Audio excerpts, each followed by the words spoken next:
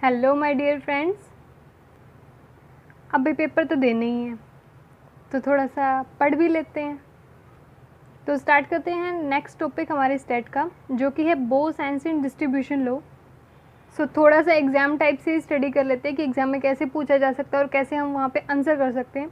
तो क्वेश्चन में भी हमसे जो पूछा जा सकता है वो हो सकता है what are bosons and derive expression for Bose Einstein distribution law.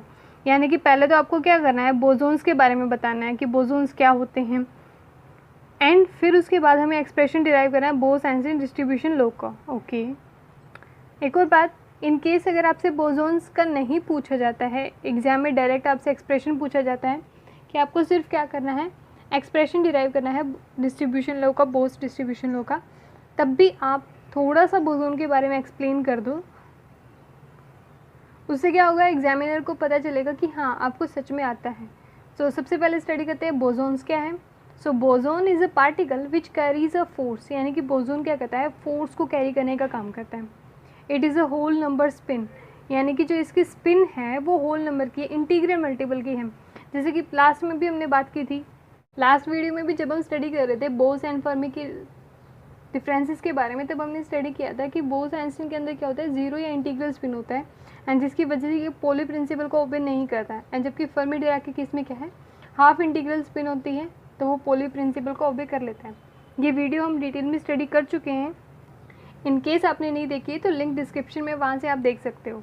So next बात करते हैं कि बोसोन भी फोर्स कैरी करते हैं, होल नंबर स्पिन है। एंड अगर हम बात करें क्वांटम मैकेनिक्स में, तो क्वांटम मैकेनिक्स के अंदर क्या होता है, बोसोन जो है पार्टिकल, उनकी पहचान किससे होती है कि वो पार्टिकल जो बोस-आइंस्टीन स्टैटिक्स को फॉलो करते हैं, वो क्या है, बोसोन्स।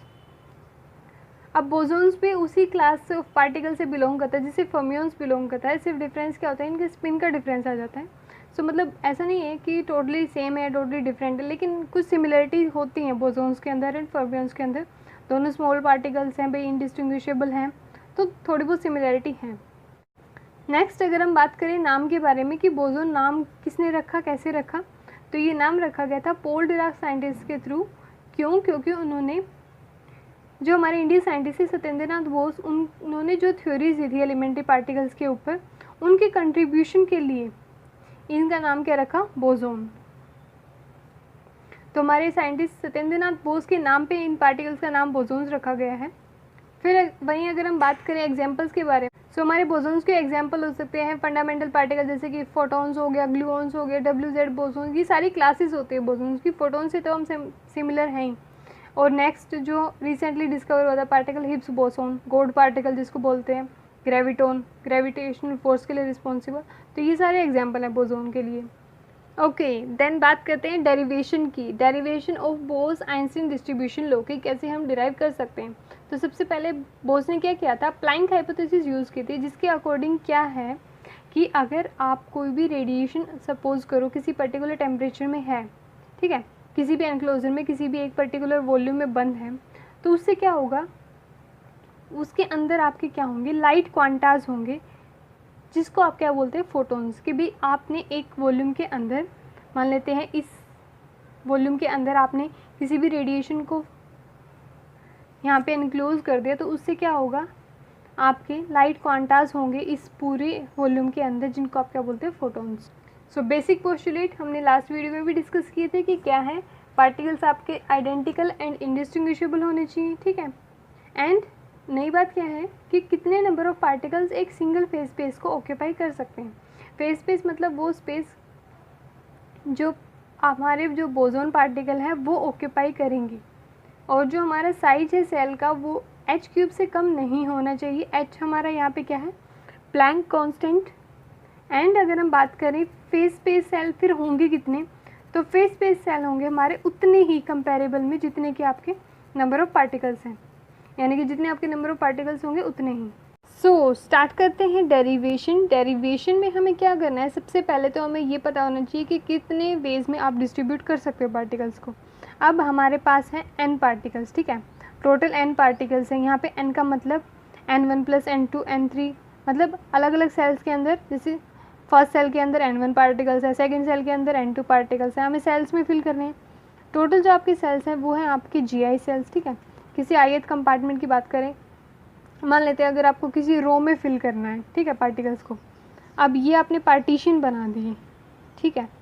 अब इन पार्टीशन में, अब जैसे यहाँ पे आपने कितने बनाए, 1 2 3 4 5 आपने बैरियर्स क्रिएट किए, लेकिन उनके बीच में आप पार्टिकल्स को कितने करा सकते हो, कितने पार्टिकल्स आ सकते हैं बीच में, 1 2 3 एंड 4, सिर्फ 4 पार्टिकल। तो इसका मतलब आपके जितने भी सेल्स होंगे उनके अकॉर्डिंग आपका एक पार्टिकल क्या आएगा, कम, क्योंकि साइड वाले तो क्या आएंगे, वॉल्स का काम करेंगे। तो जिसकी वजह से अगर हम टोटल नंबर ऑफ़ सेल्स और नंबर ऑफ़ पार्टिकल्स को देखें किसी आयत कंपार्टमेंट में, किसी एक रो के अंदर, तो वो कितने आएंगे, Ni प्लस Gi-1। ये -1 क्यों हुआ, क्योंकि आपके यहाँ पे बैरियर्स कितने थे, 5, जबकि पार्टिकल्स कितने आए, 4, ठीक है। तो total number of particles plus total number of cells का factorial upon Ni factorial, total number of particles का आइए सेल के अंदर जितने हैं, एंड Gi-1 फैक्टोरियल, क्योंकि नंबर ऑफ़ सेल्स हैं। अब अगर इसी तरीके के जैसे W हमने अभी निकाला जो थर्मोडायनेमिक प्रोबेबिलिटी, अगर हमें टोटल K कंपार्टमेंट्स की निकालनी है, वो तो हम एक की बात करते किसी ith पर्टिकुलर की, लेकिन अगर हमें K की निकालनी है तो क्या करोगे आप सबकी, क्योंकि ये प्रोबेबिलिटी है, ठीक है। तो प्रोबेबिलिटी को हमें पता है कि आप सम करने के लिए क्या करते हो, पर प्रोबेबिलिटी को ऐड करते हो, क्योंकि टोटल जो प्रोबेबिलिटी आनी है वो तो कितनी आनी है, 1 आनी है। तो टोटल को ऐड करेंगे तो उसके लिए हमें क्या करना है, अलग अलग प्रोबेबिलिटी को आपस में मल्टीप्लाई करना है। तो जितने भी कंपार्टमेंट्स के लिए आपको निकालना है, आप उतने कंपार्टमेंट की प्रोबेबिलिटी को आपस में मल्टीप्लाई कर दो, एंड जिसको हम कंबाइनली क्या लिख सकते हैं, पाई सिंबल, जो कि यहाँ पे मल्टीप्लाई का सिंबल है, from I1 to K WI, ठीक है। तो सबकी प्रोबेबिलिटी यहाँ पे ऐड हो जाएगी। तो हम हमारे फॉर्मूले के आगे क्या लगाते थे, प्रोबेबिलिटी मल्टीप्लाई का साइन, जहाँ पे हमारी जो I की वैल्यू है वो 1 से लेके K तक वेरी कर रही है, ठीक है।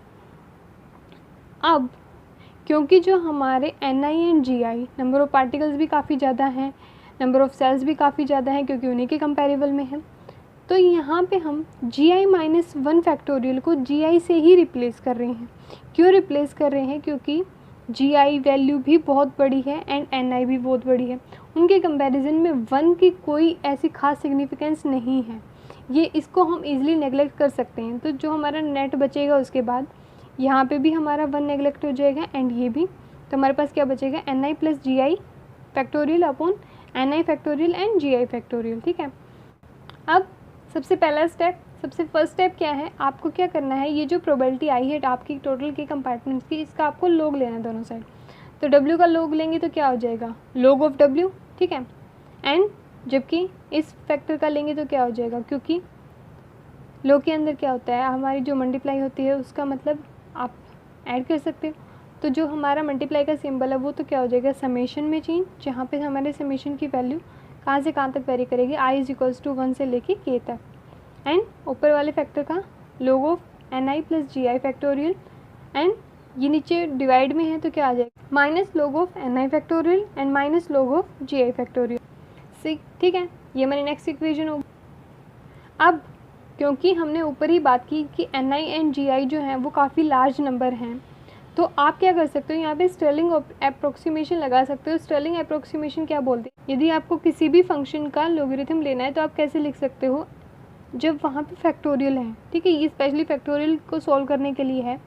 इसको हम क्या लिखेंगे, n log of n minus n, जिससे क्या होगा, हमारा फैक्टोरियल का साइन रिमूव हो जाएगा, क्योंकि इंडिविजुअल फैक्टोरियल कैलकुलेट करने लगे तो बहुत लंबी कैलकुलेशन हो जाएगी।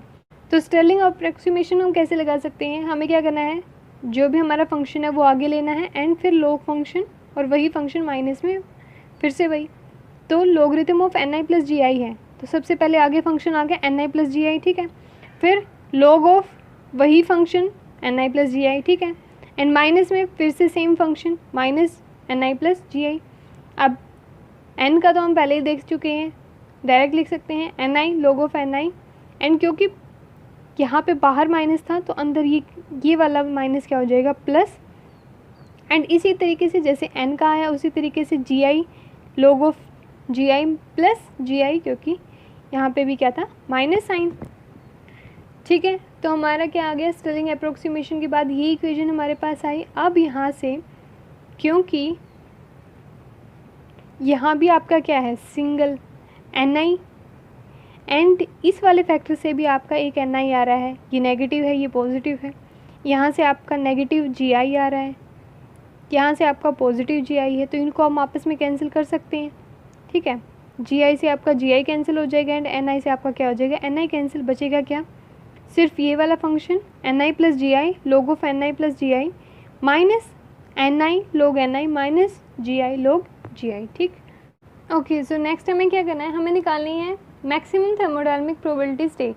तो उसके लिए आप क्या करो, जो भी आपकी प्रोबेबिलिटी है log W जो आपने निकाला उसका आप पार्शियल डिफरेंशिएशन करो एंड उसको 0 के इक्वल पुट करो। तो डिफरेंशिएशन करते हैं, ये वैल्यू आई थी हमारे पास, तो डिफरेंशिएशन करेंगे तो अब यहाँ पे एक बात ध्यान रखने लायक है, जो डिफरेंशिएशन होगा हमारा पार्शियल वो होगा n नंबर ऑफ़ पार्टिकल्स के रिस्पेक्ट में, क्योंकि नंबर ऑफ़ पार्टिकल्स हमारे वेरी कर रहे हैं अलग अलग स्टेट्स के अकॉर्डिंग, लेकिन जो Gi सेल्स है वो हमारे सेल्स कांस्टेंट है, तो इसका डिफरेंशिएशन नहीं होगा।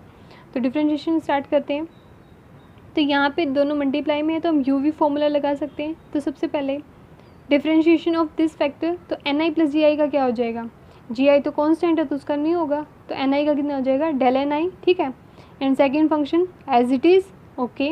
अब नेक्स्ट ये वाला function as it is Ni plus Gi and differentiation of second function जो कि क्या है log, तो log का क्या हो जाएगा 1 अपॉन फंक्शन, तो कितना था 1 अपॉन Ni प्लस Gi, ठीक है। इसी तरीके से इनका यहाँ पे क्या हो जाएगा, हमारा सबसे पहले n का होगा तो डेल Ni एंड जबकि log फंक्शन उस टाइम पे क्या रहेगा as it is constant, and next क्या होगा Ni constant and second function log का, तो वो डिफरेंशिएशन क्या होगा 1 अपॉन Ni एंड साथ में dni, क्योंकि dn के रिस्पेक्ट में तो क्या हो रहा है डिफरेंशिएशन हो रहा है, तो ये तो हम साथ में लगाएंगे। जबकि जो नेक्स्ट फैक्टर है Gi का, इसका कोई डिफरेंशिएशन नहीं होगा क्योंकि ये क्या है कांस्टेंट है। तो अब यहाँ से अगर हम सोल्व करें तो हमारे पास यहाँ से क्या आ जाता है, यहाँ से Ni प्लस Gi से Ni प्लस Gi कैंसिल हो जाएगा, ठीक है। ये वाली टर्म इससे कैंसिल होगी, यहाँ पे क्या बचा प्लस डेल Ni, एंड ये वाली टर्म इससे कैंसिल होगी, यहाँ पे बचा माइनस डेल Ni, तो ये दोनों प्लस माइनस ये फिर कैंसिल, तो हमारे पास टोटल सिर्फ कितना बचा del Ni log of Ni plus Gi minus del Ni log Ni, ठीक है। सिर्फ n की टर्म्स में हमारे पास नेट बच गया। अब इस चीज़ को हम क्या लिख सकते हैं, माइनस में है तो डिवाइड में लिख सकते हैं log में, तो log of Ni plus Gi अपॉन Ni, साथ में मल्टीप्लाई में क्या ये वाला डेल Ni, ठीक है। समेशन हमारा चल ही रहा है 1 to k, ओके। और अगर हम इस रेशियो को इन्वर्ट करना चाहें, ऊपर वाले फैक्टर को नीचे ले आए, नीचे वाले को ऊपर ले आए, तो क्या माइनस के साथ लेके आ सकते हैं, then minus sign log of Ni upon Ni plus Gi। सिर्फ क्या किया है, जो ऊपर वाला न्यूमरेटर था उसको डेनोमिनेटर बना दिया एंड डेनोमिनेटर को क्या बना दिया न्यूमरेटर, ठीक है। तो माइनस साइन के साथ कर लिया, ओके।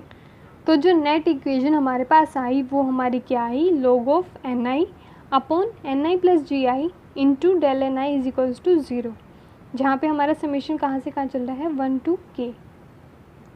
अब ये है हमारी मेन इक्वेशन जो कि आगे चल के हमारा डिस्ट्रीब्यूशन डिसाइड करेगी।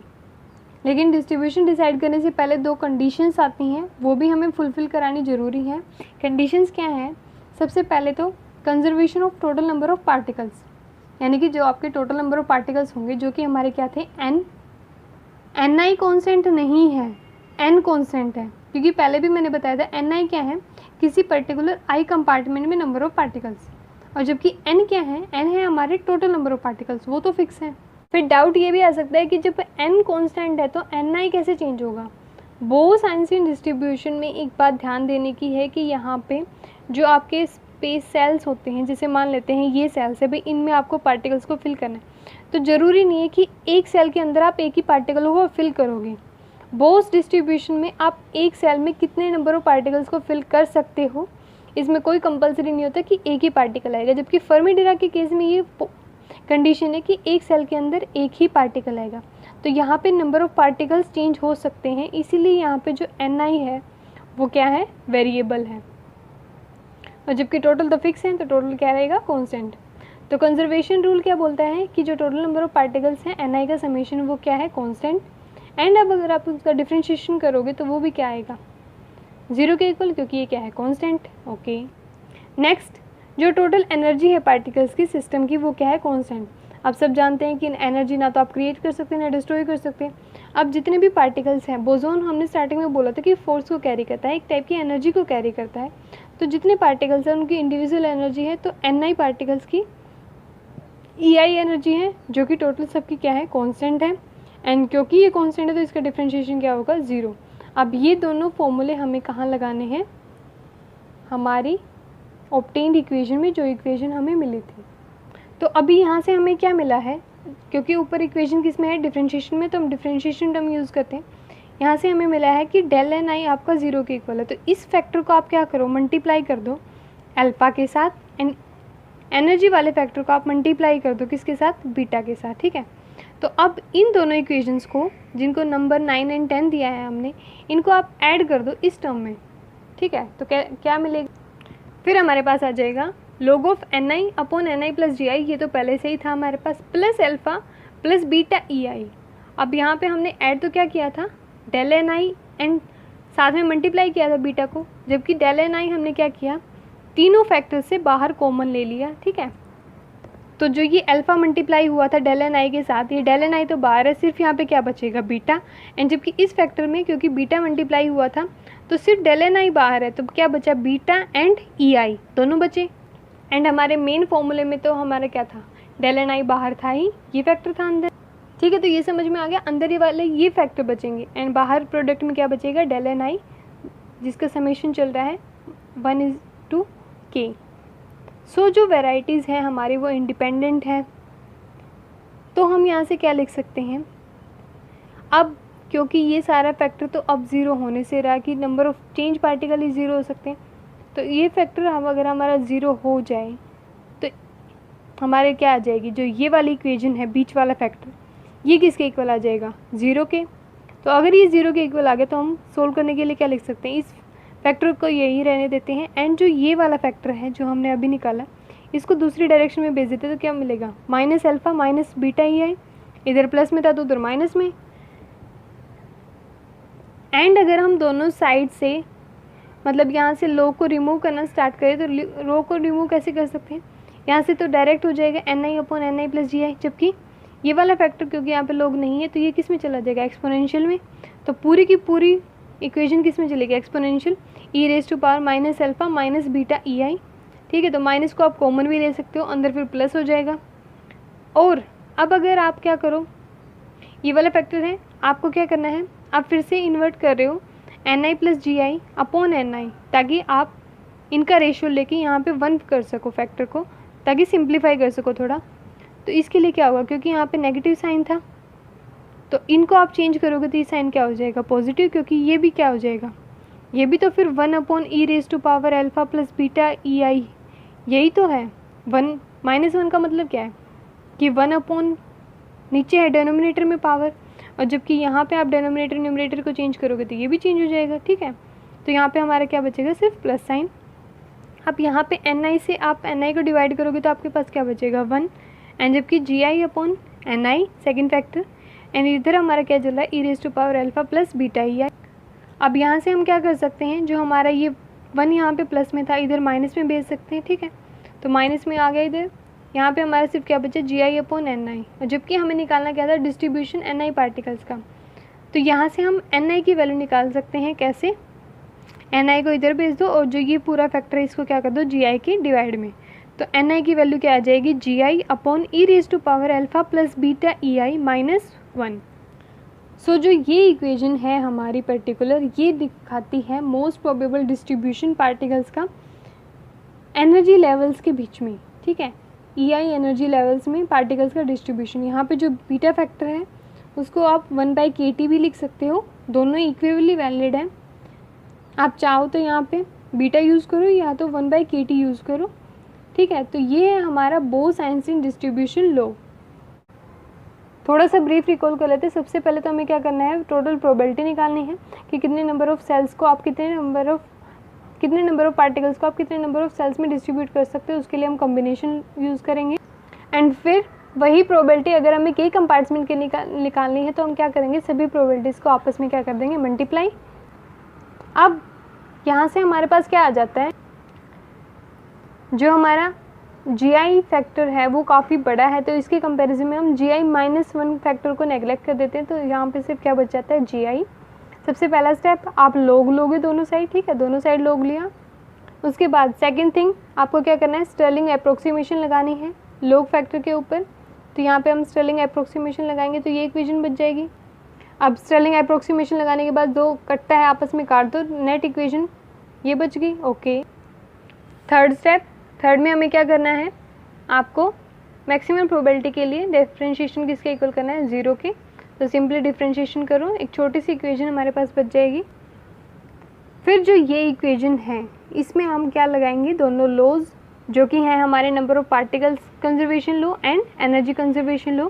सो नंबर ऑफ पार्टिकल्स का जो कंजर्वेशन लॉ है उसकी डिफरेंशिएशन को आप किससे मल्टीप्लाई करोगे, अल्फा फैक्टर से, एंड जो एनर्जी का है उसको आप किससे मल्टीप्लाई करोगे, बीटा। एंड जो हमारी ये इक्वेशन आई थी डिफरेंशिएशन के बाद इसमें आप ऐड कर दोगे दोनों को, दोनों फैक्टर्स को ऐड किया, डेल एन आई हमारा बाहर है। सो क्योंकि प्रोबेबिलिटी हमारी 0 के इक्वल थी तो डेल एन आई का पार्ट 0 हो जाएगा, तो हमारे पास सिर्फ ये फैक्टर, मतलब डेल एन आई तो 0 हो नहीं सकता। क्यों नहीं 0 हो सकता, क्योंकि नंबर ऑफ पार्टिकल्स तो चेंज हो रहे हैं। तो 0 जो फैक्टर होगा वो कौन सा होगा, वो होगा ये अंदर वाला फैक्टर, ठीक है। तो ये वाला फैक्टर क्योंकि 0 है तो इसको आप किसके इक्वल रखोगे, 0 के, तो यहाँ से हमारा क्या आ जाएगा, जो प्लस वाला फैक्टर था उधर जाके क्या हो जाएगा, माइनस में। फिर उसके बाद हमें यहाँ से लॉग रिमूव करना है, यहाँ से लॉग रिमूव करेंगे तो ये इस साइड वाली फैक्टर किस में चला जाएगा, एक्सपोनेंशियल में। एंड फिर यहाँ से हमें सिर्फ क्या करना है, एन आई की फॉर्म में इक्वेशन निकालनी है। तो एन आई की इक्वेशन क्या आ जाती है, GI/e⁻α plus beta EI-1। And जो कि ये इक्वेशन हमारी क्या है, Bose-Einstein distribution law number of particles के लिए। सो ये था हमारा Bose-Einstein distribution law for Ni number of particles. I hope समझ आ गया होगा, लेकिन इन केस कुछ भी डाउट है तो आप पूछ सकते हैं। Thank you so much for your time. मिलते हैं नेक्स्ट वीडियो में। Till then bye bye, take care.